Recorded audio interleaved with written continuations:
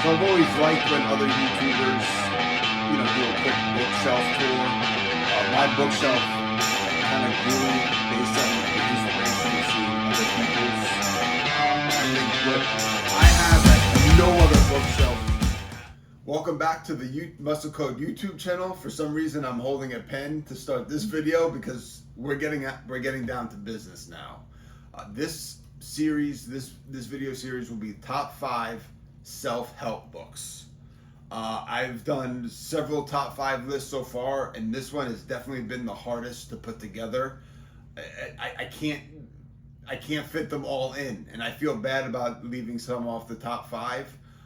But it's just been the most challenging to put together, and it's the genre that I'm a contributor to. So this genre, self-help, is this is business now. Now we're getting into business, putting the fantasy the sword and sorcery away, and we'll get down into like learning and getting better and things of that nature. So to start off, I don't have the book for number 5, so I'll just throw a picture right here. Is The Art of Learning by Josh Waitzkin. I had to Google pronounce this, so it's Waitzkin. He was the movie Searching for Bobby Fischer, the chess movie, was based off his life when he was younger.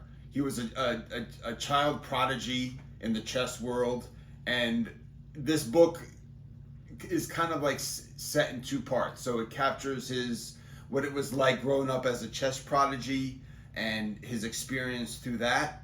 And then it shifts into his second life, which was martial arts. And basically, I like this book because I took a lot of influence from this book for my book, The Muscle Code, where it's unobtrusive, and it's almost, it has a charm, but it's also somewhat exciting in the story that he tells, while at the same time there's takeaways that you can apply to whatever you're working on. But I like how he basically became the best in the world in 2 subjects that are totally unrelated. So he was the best chess player in the world, and then he became the best martial artist in the world in whatever discipline that he I think it was like Tai Chi or whatever it was. So he became the best in 2 totally unrelated fields. So he has something to teach you, and there's definitely something to take away from that. And I like how it's basically comes down to the fact that if you're trying to be the best at something, if you're trying to master something, it's the same discipline no matter what field you're working in. So that's why I feel I wrote a book called The Muscle Code, even though I've been in sales all my life. And the more I wrote it, the more I've read it on my own since it's been done, the more the importance of sales is in there. I mean, sales is all about, being interesting, hooking people, keeping the conversation flowing. That's all writing a book was. Keeping it interesting, keeping the information flowing, and, making sure that everything hooks together. So what I took away from The Art of Learning is how everything is truly connected, and everything is really the same. It's just the discipline that's different. And it was just interesting because not many people can say they were the best in the world in 2 separate, unrelated fields. So it made it definitely a engaging read. And so number 5 of my top 5 self-help books, The Art of Learning by Josh Waitzkin. Moving into number 4, somewhat similar in that, even though I have nothing to do with fighting, I don't go to boxing gyms, I'm not a fan of MMA or anything like that. The first 2 books are somewhat related to fighting. So the number 4 book on my top 5 self-help books is A Fighter's Heart by Sam Sheridan.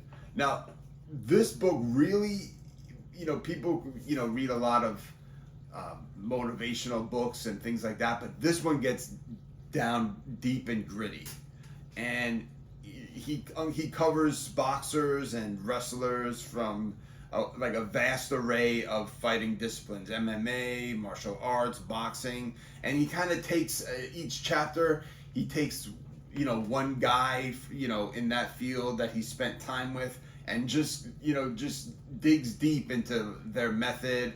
And it basically, in terms of like my working out career and bodybuilding and lifting weights, this book has been invaluable. I've definitely taken a lot of one-liners here and there. I've taken notes. This book is filled with notes that I've taken. And just one that I'll pinpoint out that I kind of used in my book is, your body is capable of more. Your body is capable of more. And these fighters go through, basically suffering, and they're able to, come out through to the other side. And just, it felt good to just focus on one fighter at a time, dig deep into their process. And it, what makes this book into my top 5, what makes it a good book, is that the main character's perspective is unassuming.